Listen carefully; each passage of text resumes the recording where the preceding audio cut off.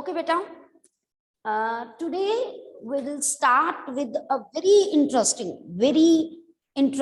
real life topic जो है discuss करेंगे LPP, that is linear programming problem, है ना।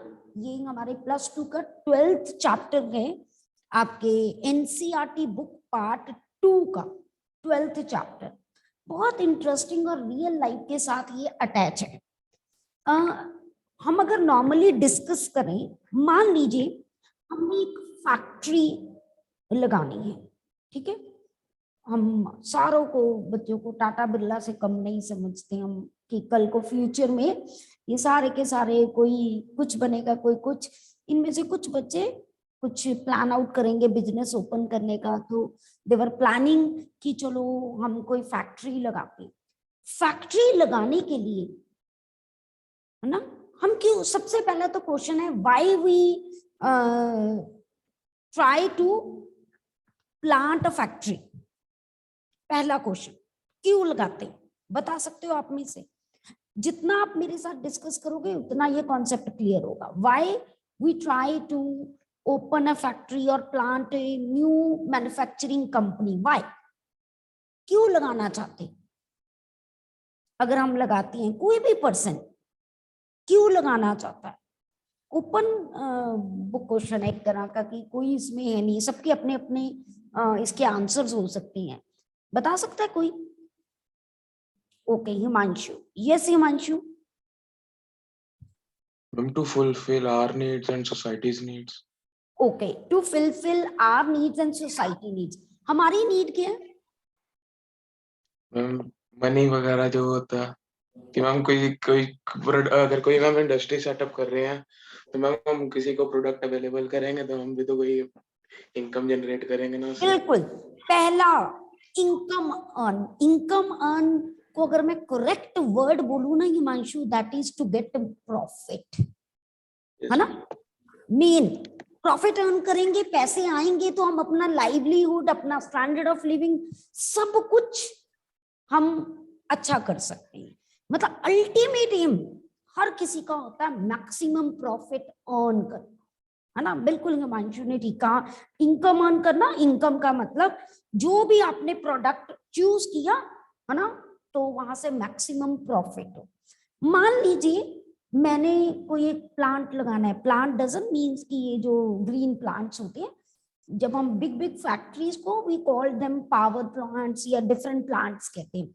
मैं फैक्ट्री वर्ड ही यूज करूंगी ताकि आप लोग कंफ्यूज ना हो जाए, ठीक है। तो अगर मैंने एक फैक्ट्री, मान लीजिए मैंने एक बाथरूम स्लीपर्स, ओके, मैंने उसकी एक फैक्ट्री बनानी है। मैं कौन सी जगह या मैं क्या क्या देखूंगी, मैं कहाँ फैक्ट्री लगाऊं, मुझे क्या क्या अवेलेबिलिटी हो कि मैं फैक्ट्री लगाऊं, वो कौन कौन सी चीजें आपके माइंड में आती हैं? क्या आपके माइंड में आती है? अकेला हिमांशु ही, बाकी किसी ने कोई फैक्ट्री नहीं लगानी, सिर्फ हिमांशु ने लगानी है। चलो Kavya. Yes Kavya. Yes Kavya. Ma'am raw material availability, raw material की, Very इलेक्ट्रिसिटी। बिल्कुल, रॉ मटेरियल इजीली अवेलेबल हो जाए मुझे। Next Divyanshi. Yes Divyanshi. Ma'am market जहाँ पर इजीली अवेलेबल हो। Very good, market sale and purchase में इजीली कर सकूं। यस समृद्धि। मैम ट्रांसपोर्टेशन का ज्यादा बिल्कुल, अब कल को तुम कहो कि मैं हिमालय में जाके फैक्ट्री लगा लूं तो दैट इज नॉट पॉसिबल ना। ट्रांसपोर्टेशन कितनी मुश्किल हो जाएगी ना। जितनी ट्रांसपोर्टेशन में पैसे ज्यादा लगेंगे, है ना, उतना ही हमारे पास जो है हमारा खर्च ज्यादा आएगा, तो हमारी प्रॉफिट कम हो जाएगा। तो ये कोई भी नहीं चाहेगा। Yes Himanshu. Ma'am cheap labour और more labour. Cheap labour, more labour, बिल्कुल करेक्ट। जितनी लेबर सस्ती होगी उतना हमें कॉस्ट किसी चीज की कम पड़ेगी और उतना ही हमें प्रॉफिट मैक्सिमम होगा। बिल्कुल करेक्ट। ये सारी मेरी चीजें क्या होती हैं? कॉन्स्ट्रेंट्स होती हैं, मेरी कंडीशंस होती हैं, मैं ये मान के चलती हूँ। अब हमारे पास कितना कुछ अवेलेबिलिटी होता है, हम इसमें से best of the best opt करते हैं। ओके, जब भी हम कोई भी प्लांट लगाते हैं, मींस कोई भी फैक्ट्री लगाते हैं ना, ये डिपेंड करता है मेरी फैक्ट्री कैसी है। ठीक है, प्रॉफिट तो मैक्सिमाइज करना ही करना है। मान लीजिए कि मैंने जो है कोई एक जो है ड्राई मिल्क मैंने बनाना है ना, पाउडर मिल्क बनाना है, तो मैं क्या कहूंगी, मैं ऐसे प्रोडक्ट बाय करूं, सब कुछ करूं कि उसकी कॉस्ट मुझे कम हो। ये डिपेंड करता है मैंने क्या बेसिक फंक्शन क्या लेके अपने माइंड में चलो। आप मार्केट में चीज खरीदने जाते हो, आपके घर में फंक्शन है, आपने पेपर प्लेट्स लेनी है, आपने बहुत सारे नैपकिन्स लेने हैं, पेपर नैपकिन्स लेने, स्पून्स लेने, गिलास लेने, आपके माइंड में क्या होता है, मेरे को कॉस्ट कम पड़े। तो मेरा ऑब्जेक्टिव क्या हो जाता है, यहाँ मिनिमम कॉस्ट। लेकिन अगर मैंने फैक्ट्री लगानी है तो मेरा ऑब्जेक्टिव क्या होता है, मैक्सिमम प्रॉफिट। यानी हर पर्सन का डिपेंडिंग अपॉन द कंडीशन एक ऑब्जेक्टिव होता है। हम एलपीपी में, लीनियर प्रोग्रामिंग प्रॉब्लम में, हमारा जो ऑब्जेक्टिव होता है, या मैक्सिमाइज करते हैं या मिनिमाइज करते हैं, एक ही चीज करते हैं। प्रॉफिट होगा हम मैक्सिमाइज करेंगे। ठीक है, अब मान लीजिए कोई बेकरी है, केक्स बना रही है, ठीक है, उसका एम क्या होगा कि अगर मैं केक्स बना रही हूं, जितना मटेरियल है उसमें से मैक्सिमम केक बनाऊं, क्योंकि मैक्सिमम केक्स बनेंगे तो प्रॉफिट अपने आप मैक्सिमम हो जाएगा। या एक केक में मैं मिनिमम प्रोडक्ट यूज करूं, जो मैदा, बेकिंग पाउडर, ये कुछ मिनिमम करूंगी विदाउट वेस्टेज, तो अपने आप प्रॉफिट मैक्सिमाइज हो जाएगा। ये डिपेंड करता है हमारा ऑब्जेक्टिव फंक्शन क्या है। हम एलपीपी में, लीनियर प्रोग्रामिंग प्रॉब्लम में, ऐसे ही फैक्ट्री जब लगाते हैं हम कोई ऑब्जेक्टिव फंक्शन डिफाइन करते हैं जिसको हम Z से डिनोट करते हैं, वो हमेशा ax + by की फॉर्म पे होता है। इसीलिए क्योंकि ये लीनियर फॉर्म है, दैट इज व्हाई का लीनियर प्रोग्रामिंग प्रॉब्लम, मतलब हम अपनी प्रोग्रामिंग की प्रॉब्लम को सॉल्व करते हैं डिपेंडिंग अपॉन सर्टेन कंडीशंस। वो जो कंडीशन, मान लीजिए मैंने 2 तरह के केक्स बनाने हैं, मैं कहती हूं कि केक्स को मैक्सिमाइज करूं, पर मैक्सिमाइज करना है, नंबर ऑफ केक्स मैक्सिमाइज। एक मेरे केक जो है वो x है, दूसरा मेरा केक जो है वो मान लीजिए y है। अब मैंने नंबर ऑफ केक्स को मैक्सिमाइज करना है, बट मेरी कंडीशन क्या क्या हो सकती है। जब आप फैक्ट्री लगाती हो, आपने जैसे बोला कि मान लो एक केक को बनाने की मेरे पास जो है 2 लेबर है, एक तरह की केक बनाने को 2 लेबर है, तो मैंने कहा 2 × x मान लीजिए, और दूसरे केक को बनाने के लिए मेरे पास मटेरियल या के लेबर कुछ भी वो 3y है। पर मैं कह सकती हूँ एट ए टाइम मैंने केक से थोड़ा बनानी, बेकरी में बहुत चीजें होती हैं, ब्रेड्स होती हैं, रस होते हैं, कितना कुछ है। तो मैं कहती हूँ कि मैं एट ए टाइम, मेरे दिन की सेल 10 केक से ज्यादा नहीं है। ये मेरी कंडीशन है, कॉन्स्ट्रेन है। एक कोई भी, आप जब भी कोई ऑब्जेक्टिव लेते हो ना, आपकी कुछ ना कुछ कॉन्स्ट्रेन्स होती है। मान लीजिए किसी बच्चे ने ऑब्जेक्टिव लिया, मैंने जो है इस बार अच्छे नंबर लेने, बट उसकी कुछ कॉन्स्ट्रेन्स होंगी। कैसे, वो एक दिन में स्कूल अटेंड करना है, ट्यूशन अटेंड करना है, सेल्फ स्टडी करने के लिए मान लो उसके पास 5 घंटे ही हैं, और वो 2 सब्जेक्ट्स पढ़ रहा है, एक फिजिक्स पढ़ रहा है, एक मैथ्स पढ़ रहा है, तो दोनों को मिला के it should be less than equal to 5 होगा ना। कुछ कंस्ट्रेंट, और एक नहीं होती, एक से ज्यादा कितनी सारी कंस्ट्रेंट्स होती। जब भी हमने कोई फैक्ट्री लगानी होती है, कितनी सारी। अच्छा मान लीजिए मेरे पास फ्रिज है, केक रखने को एक ही फ्रिज है, उसमें मैक्सिमम आई 5 केक सकते हैं, तो मैं क्या कहूंगी, x + 5 less than equal to 5, 5 से ज्यादा तो नहीं रख सकती ना, कॉन्स्ट्रेंट आ गई ना मेरी, समझ आई मेरी बात। तो ऐसे बहुत सारी कॉन्स्ट्रेंट्स होती है। एक ये 2 कॉन्स्ट्रेंट्स हर क्वेश्चन में होती है, हर क्वेश्चन। Non negative constants. क्यों? एक्स और वाई जो आपने लिया, मान लो आप दो प्रोडक्ट बना रहे हो या एक रैकेट, टेनिस रैकेट्स बना रहे हो, दो टाइप के स्लिपर्स बना रहे हो, ये कुछ भी है ना, वो कभी नेगेटिव नहीं हो सकते, उनकी क्वांटिटी नंबर कभी नेगेटिव नहीं होता। इसीलिए हम ये दो non negative constraints, we called it non negative constraints, ये कभी भी जो है हटा नहीं सकते, क्योंकि जब भी हम नंबर की बात करते हैं तो ये हमेशा मेरे पास तुम्हें यहाँ पर प्रेजेंट होनी जरूरी होती।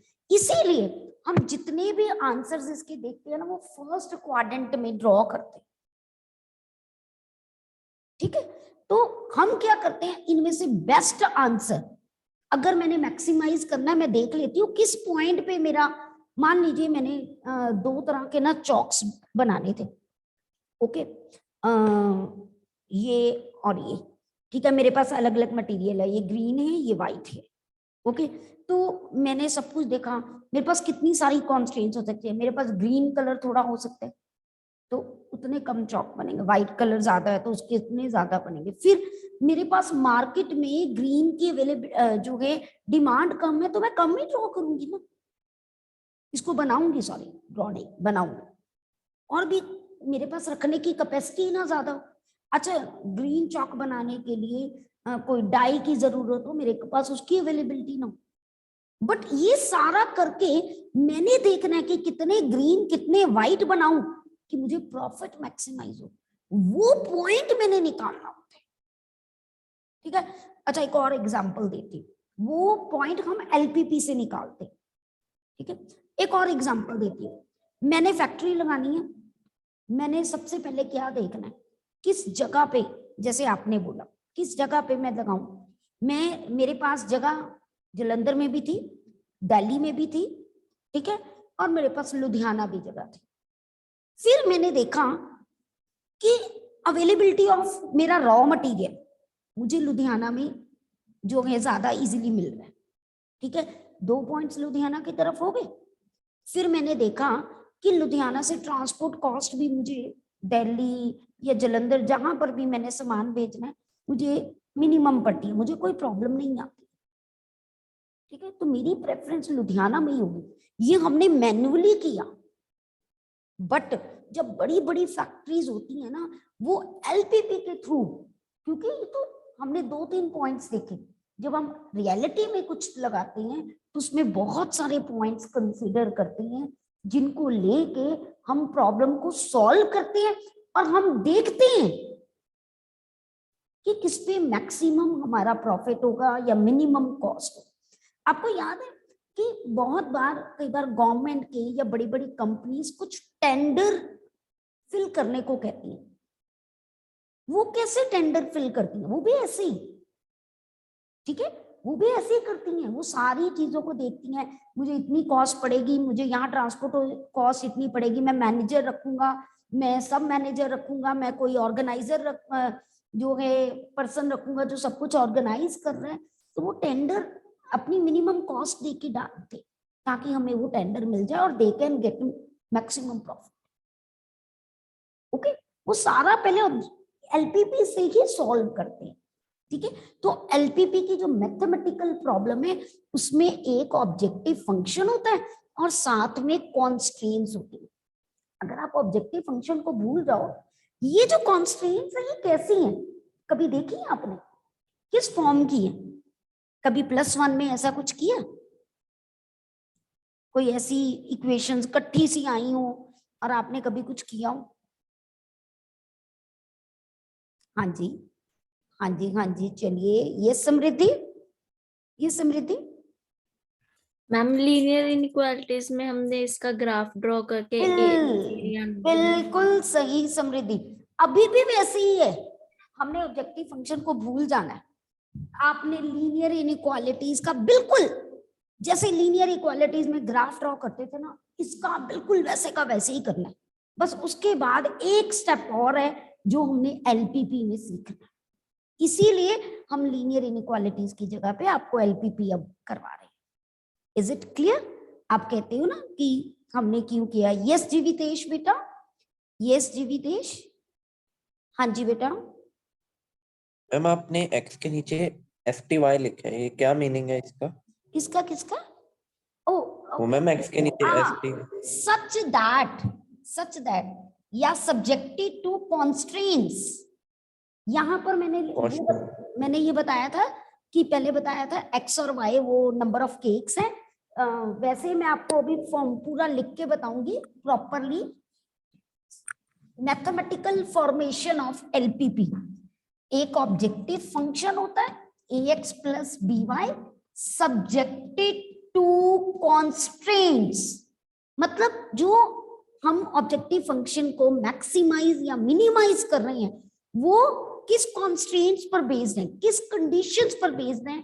वो मेरे पास बेटा a1x plus b1y less than equal to c1, किसी भी फॉर्म में a2x प्लस b2 जो है y जो है ग्रेटर देन इक्वल टू, कुछ भी आ सकता है मेरे पास जो है c1 लिया c2 ले लें, ऐसे ही सो ऑन। और ये कॉन्स्ट्रेंट्स तो होती ही होती है। ओके जी, क्लियर? ये हमारे पास मैथमेटिकल फॉर्मेशन ऑफ LPP है।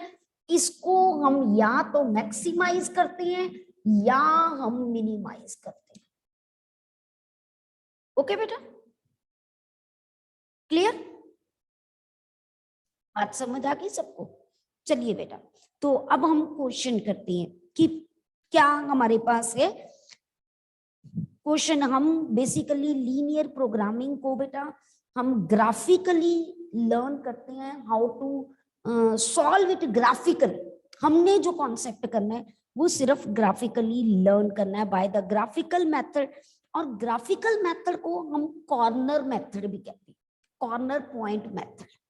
Okay, clear? बाकी आपको याद है मेरे पास होंगे जो ये एक्स वाई होते हैं ना, जो यहाँ x y, these are decisions variable, क्योंकि ये डिसीजन लेते हैं हमने क्या कैलकुलेट करना है और क्या नहीं करना।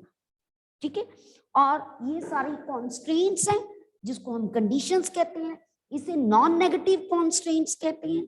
ओके, और ये सारी प्रॉब्लम को हमने ऑप्टिमाइज करना होता है। ऑप्टिमाइज का मतलब या मैक्सिमम या minimum depending upon our condition. Okay, और मैंने स्टार्टिंग में भी बताया LPP लीनियर प्रोग्रामिंग प्रॉब्लम इसको क्यों कहते हैं, क्योंकि it is totally based on the linear inequalities. ax plus by it is linear, a1x plus b1y less than equal to c1 या 0, कुछ भी आ सकता है। ठीक है, तो ये सारा लीनियर है। ओके जी, now let us do one question. उसमें मैं आपको सब कुछ बताऊंगी, नई नई चीजें ऐड करूंगी। ठीक है, let us draw solve the following. कैसे करना है वो मैं क्वेश्चन के साथ कराऊंगी। ओके, सॉल्व द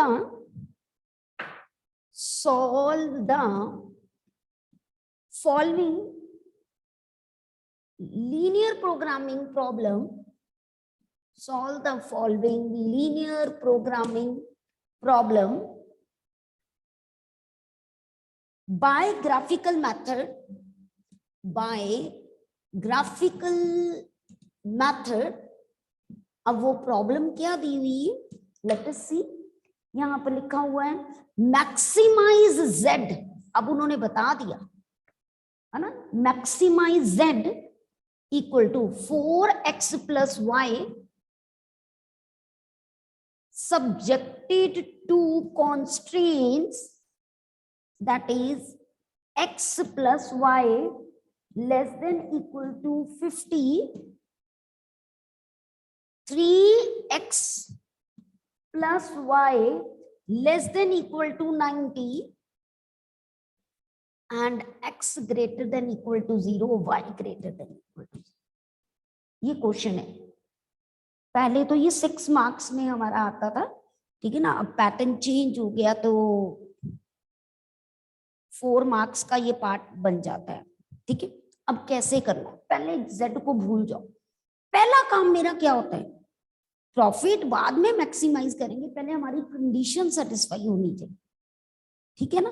तो जैसे आप लीनियर इनइक्वालिटीज में इनका ग्राफ ड्रॉ करते थे ना, पहले ड्रॉ कीजिए जल्दी, ठीक है। कैसे करेंगे, हमने टेबल बनाना, मैं टेबल इधर बना लेती हूँ। पहला आपने ऐसे टेबल बनाया, ठीक है, x plus y less than equal to 50, x y, एक बार x 0 लो, y 50 आया, y 0 लो, x 50, 2 पॉइंट्स बहुत होते हैं, मैंने बना लिया।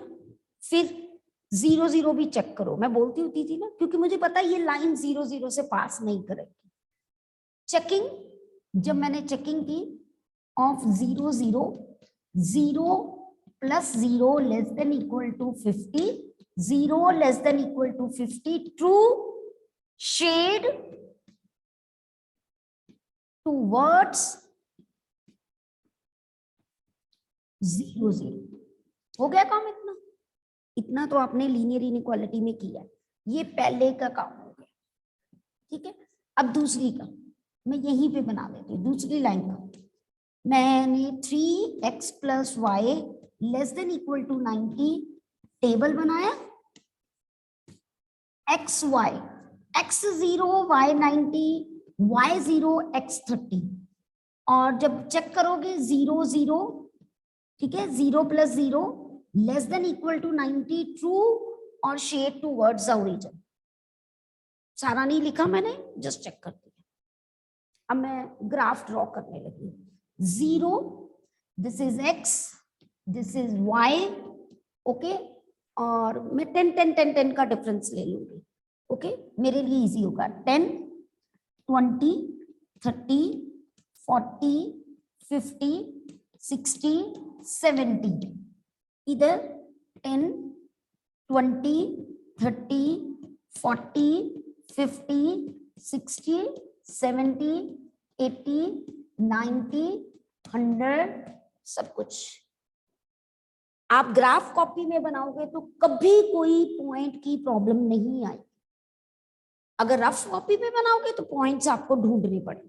चलिए लेट अस ड्रॉ 0 50, हाँ जी 0 और y पे 50, पहला पॉइंट लिया, फिर 50 0, दूसरा पॉइंट लिया, मैंने ये लाइन ज्वाइन की,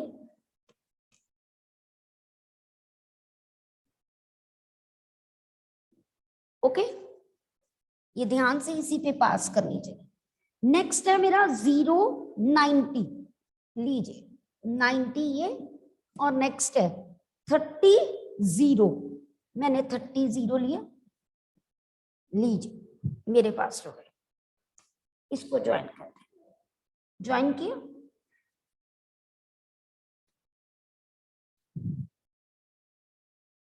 लो बेटा, ओके बेटा। अब शेड करना ना, लीनियर इनइक्वालिटीज में शेड करते हो ना आप लोग, आपको पता है दोनों में 0 की तरफ, तो कॉमन रीजन मेरा सिर्फ ये रहा, यहां तक तुम करते थे, और मैं आपको लिखवाती थी shading region is the feasible region, just because of this question. ये शेडेड रीजन जो है ना मेरा फिजिबल रीजन, यहां तक आप लोग करते थे, सब करते थे लीनियर इनइक्वालिटी। अब आगे एक्सटेंशन क्या करनी है, आपको सारे कॉर्नर पॉइंट्स ये पता होने चाहिए, शेडेड रीजन, सारे कॉर्नर पॉइंट जिसे हम कहते हैं corner point of the feasible reason. Feasible region ये ऐसा रीजन होता है जिसमें ये सारी कॉन्स्टेंट्स उसको क्या करती हैं, सेटिस्फाई करती हैं, सारी की सारी। बट हमने इसमें से मैक्सिमम वाली लेनी है, वो निकालनी है। यहां तक हम फिजिबल रीजन निकालना सीख चुके थे +1, है ना। तो अब पहले तो ये पॉइंट, अब आप अपने ग्राफ पेपर पे ना ये देख सकते हो, जब आप ग्राफ पेपर पे देखोगे तो ये पॉइंट 20 30 प्रॉपर आएगा, चेक करो ग्राफ पेपर पे, if you are drawing it, देखो 20 इधर से, 30 मेरे पास ये देखो इधर से पूरा आ रहा है ना जिन्होंने ड्रॉ किया, ओके। सारे कॉर्नर पॉइंट्स लिखे होने चाहिए। ये पॉइंट कौन सा है मेरे पास हो गए 0 50, ओके, ये 0 0, ओके, और ये पॉइंट मेरे पास जो है 30 0। फिजिबल पॉइंट के कॉर्नर पॉइंट्स पता होने चाहिए। अब मैं ये रब करने लगी सर, अब मुझे ये कुछ नहीं चाहिए, इसका काम खत्म, मुझे सिर्फ z चाहिए, मैं z दोबारा ले, ठीक है। अब फिजिबल रीजन भी ना दो तरह का हो सकता है, बाउंडेड, अनबाउंडेड। अभी जो हम कर रहे हैं वो बाउंडेड वाला कर रहे हैं, मतलब जो चारों तरफ से cover, this is bounded feasible region, ठीक है। तो अब एलपीपी का काम हमने बनाना है टेबल एक,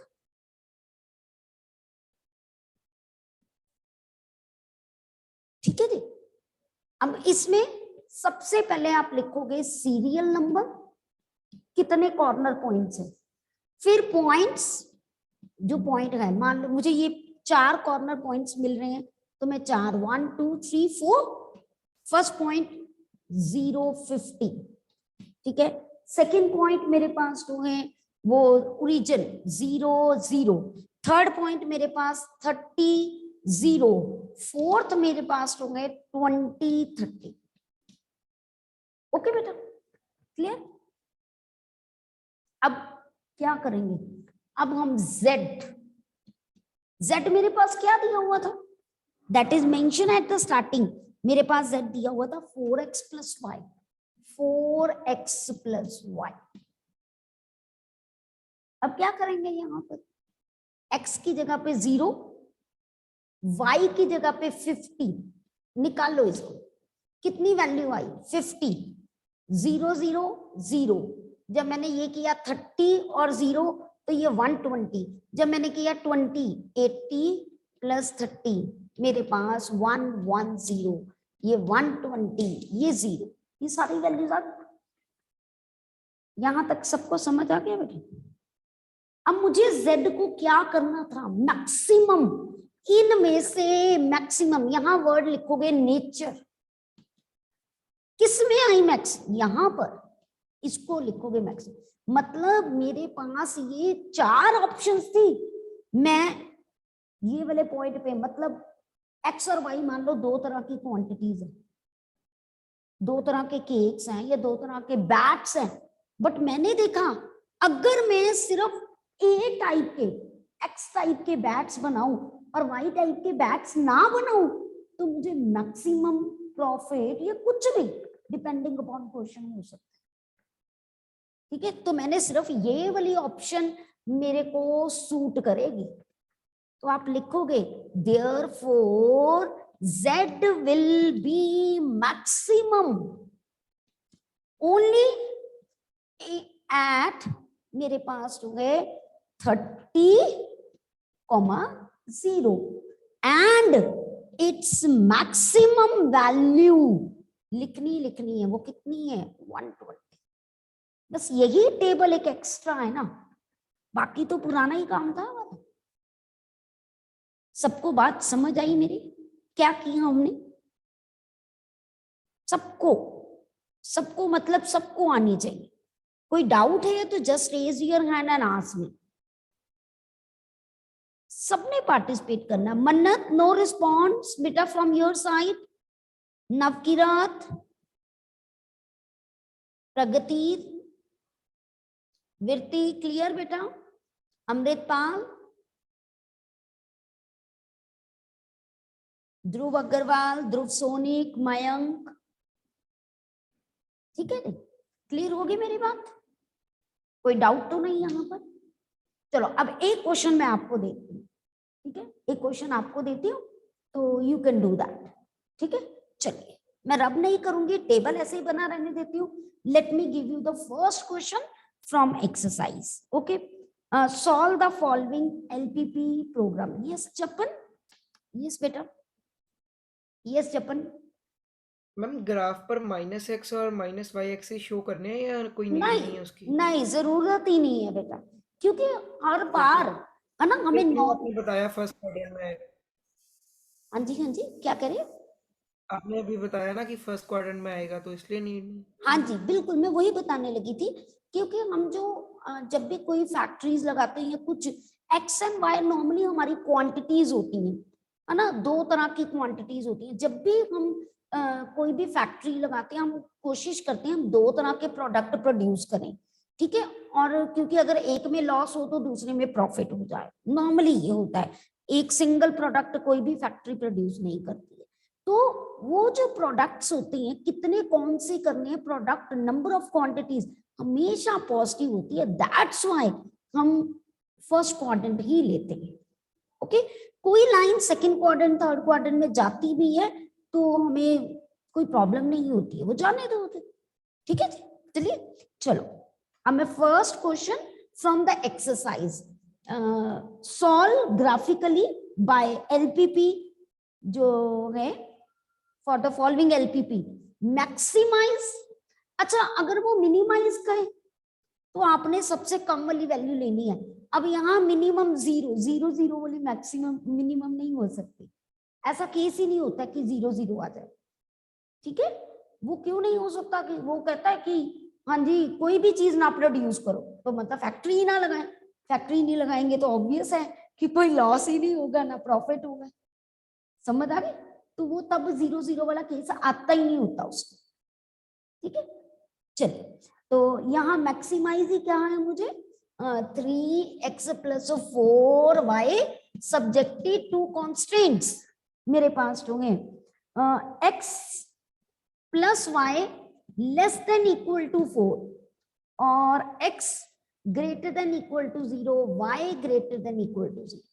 चलिए, दिस इज द क्वेश्चन। ये तो 1 सेकेंड में हो जाना, जल्दी जल्दी, हरी अप।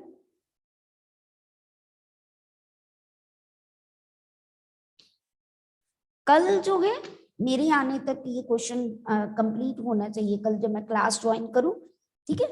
ये अभी हम जो केस कर रहे हैं ना, वो बाउंडेड के कर रहे हैं, 1 2 बाउंडेड के करके फिर उसके बाद अनबाउंडेड वाले करेंगे, उसमें एक स्टेप और है, we are having 1 more step, वो बाद में करेंगे, ठीक है।